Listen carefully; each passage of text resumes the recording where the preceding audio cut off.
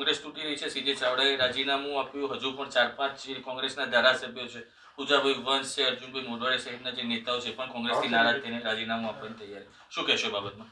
સ્પષ્ટ વાત એ છે કે કોંગ્રેસ પક્ષમાં અનેક કાર્યકર્તાઓ, અનેક નેતાઓ ભારતીય જનતા પાર્ટીની જુદી જુદી રીતની, જેને લોકશાહીમાં માન્ય ન ગણાય એવી મેલી મુરાદ સાથેની એજન્સીના દુરુપયોગથી તોડવા, ફોડવા, દબાવવા, ડરાવવા અને બીજી તરફ લાલચ આપવી આ પ્રયત્નો થાય છે. પણ હું સેલ્યુટ કરીશ મારા હજારો કોંગ્રેસ પરિવારના સાથીઓનું કે ડર્યા નથી, આટલા વર્ષથી સત્તા નથી પણ વિચારધારામાં આમ તેમ થયા નથી અને કોંગ્રેસ પક્ષ સાથે મજબૂતીથી વળગેલા છે.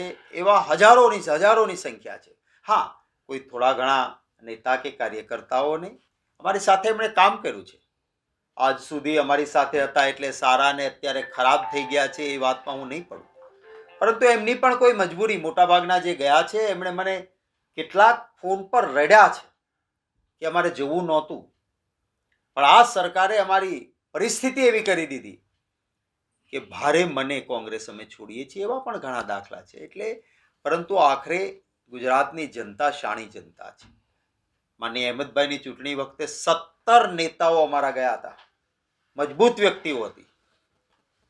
પરંતુ એ ગયા પછી ગુજરાતની જનતાએ વિચારધારાને છોડીને આમ તેમ કરનારા લોકોને સાથ નથી આપ્યો.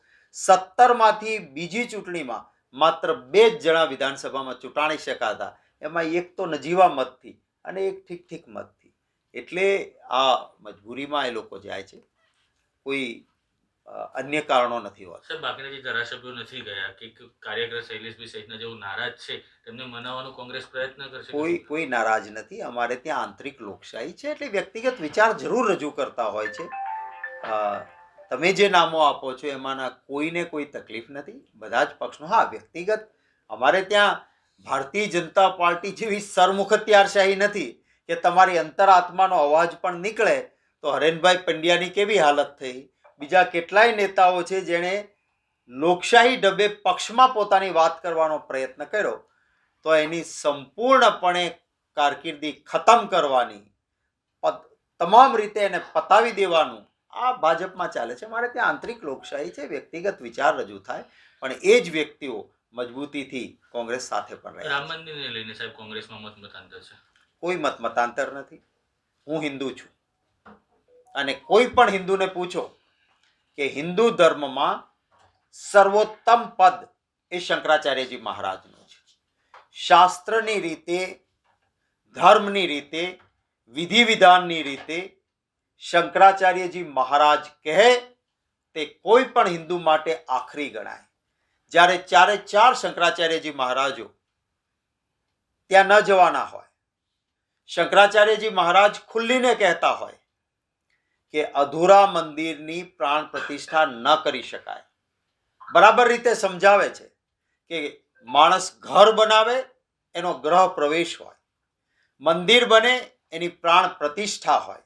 એનો અર્થ એ કે ઘર તમારે અડધું બન્યું હોય તો તમે રહેવા જઈ શકો, પણ મંદિર છે ભગવાનનું શરીર છે અને મંદિર પૂર્ણ ન થાય ત્યાં સુધી પ્રાણ પ્રતિષ્ઠા ન થાય આ શંકરાચાર્યજી મહારાજ કહેતા હોય ત્યારે ત્યાં જવાનો.